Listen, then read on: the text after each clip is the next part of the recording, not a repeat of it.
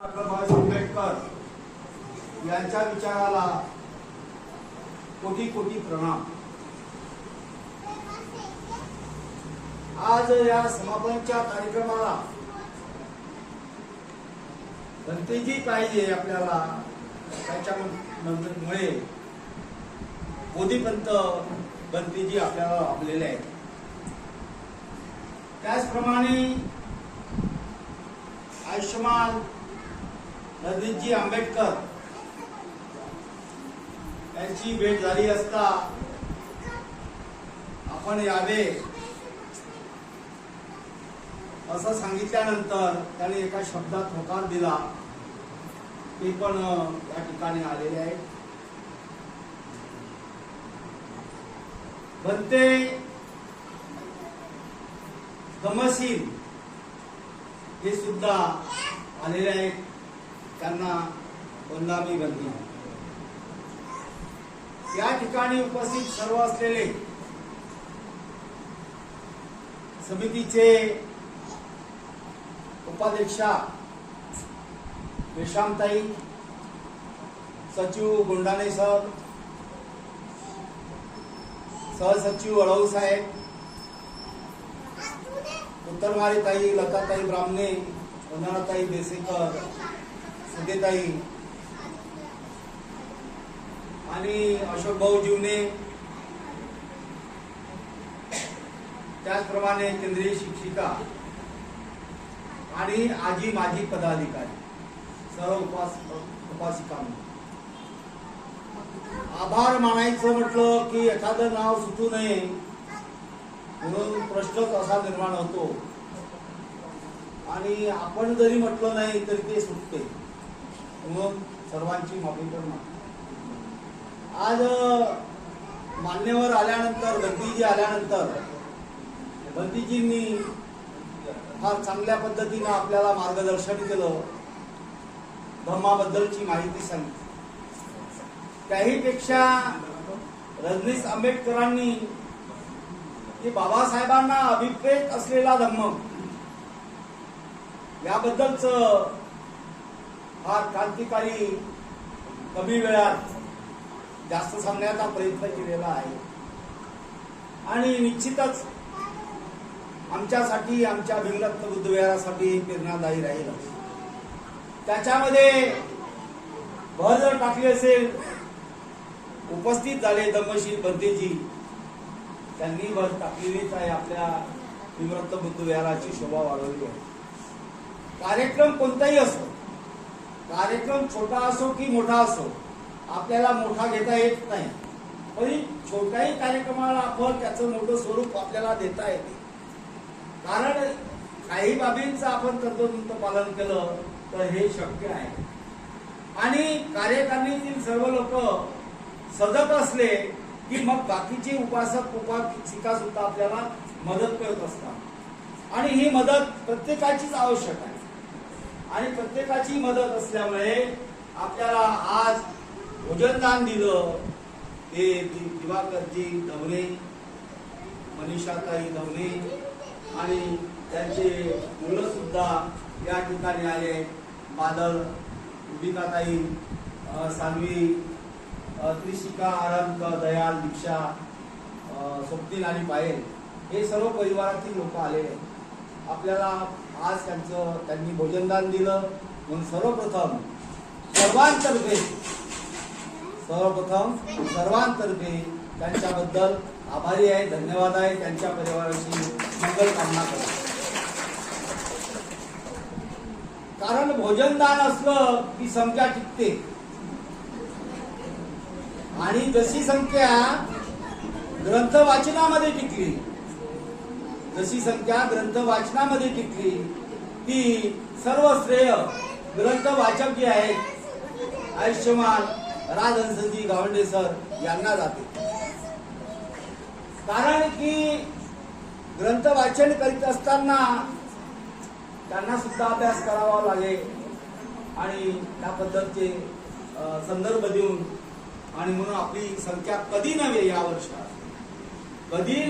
वर्षात मोठ्या प्रमाणामध्ये संख्या राहिलेली आहे।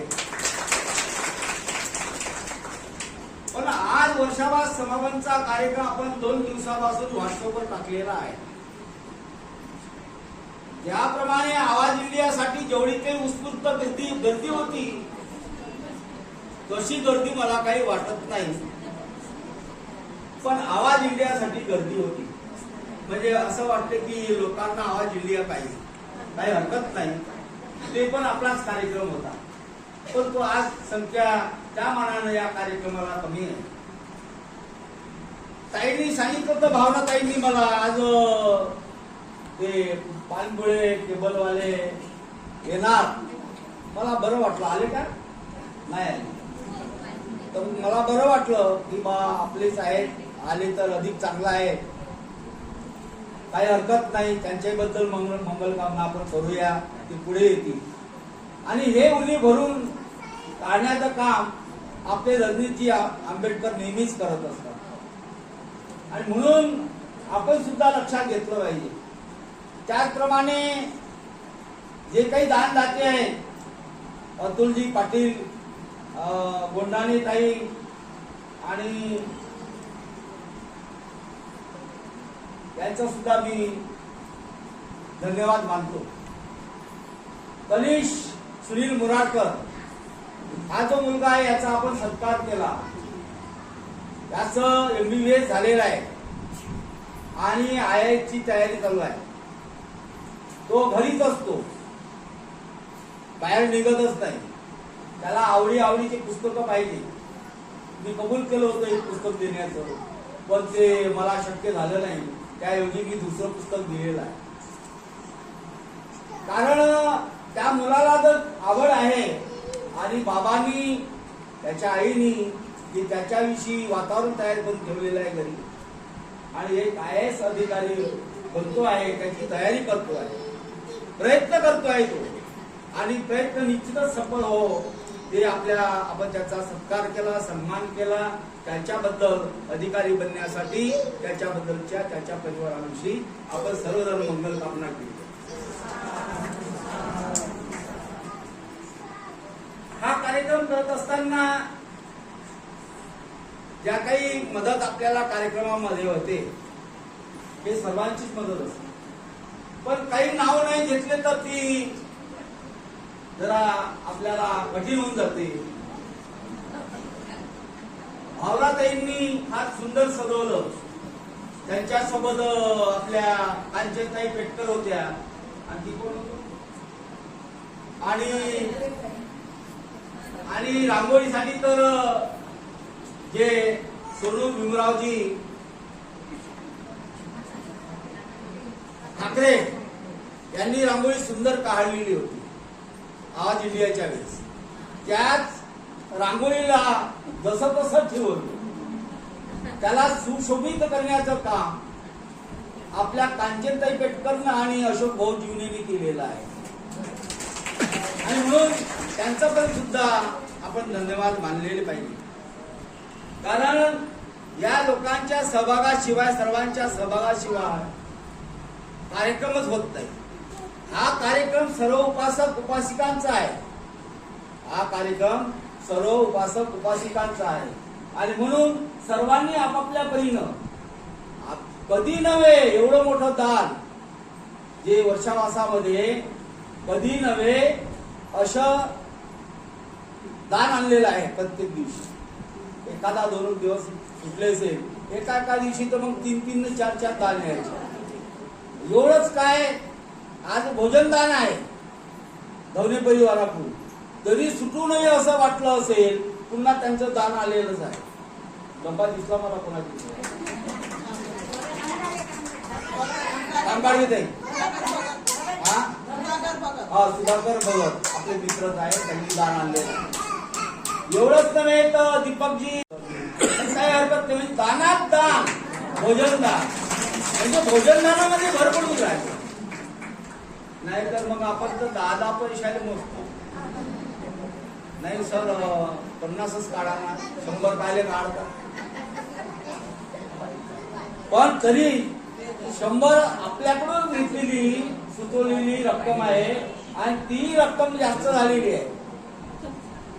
मी असा काय टेंटेटिव्ह हिशोब नाही केला मी, गावंडे सरांना हिशोब करायला लावेल, पण माझ्या माहितीप्रमाणे 7,500 झालेले आहेत. वर्षानिमित्त 100 रुपयाप्रमाणे 7,500 रुपये जमा झालेले आहेत. आणि ते आपले राजनसिंहजी गावंडे त्याचा हिशोब करतीलच.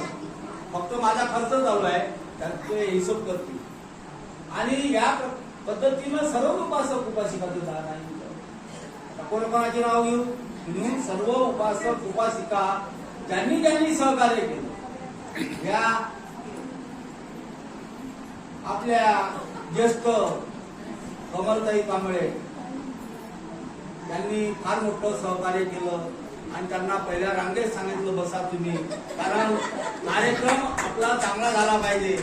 कारण आपल्या सासूबाई आहे, जसबाई आहे, त्याचा आदर मान सन्मान करून त्यांची उपस्थिती फार आपला अनिवार्य आहे. त्यांच्याबद्दलचे सुद्धा धन्यवाद. त्यांच्या आयुष्य दीर्घायुष्य लाभून त्यांना मंगल कामना करतो. सर्वांचे एकदा सर्वांनी सहकार्य केल्याबद्दल आपलं सर्वांचं धन्यवाद, आभार मानतो. आपल्या कुटुंबाविषयी आपल्या परिवाराविषयी मंगल कामना करून मी आभार प्रदर्शन संपवतो. जय भीम, जय भारत.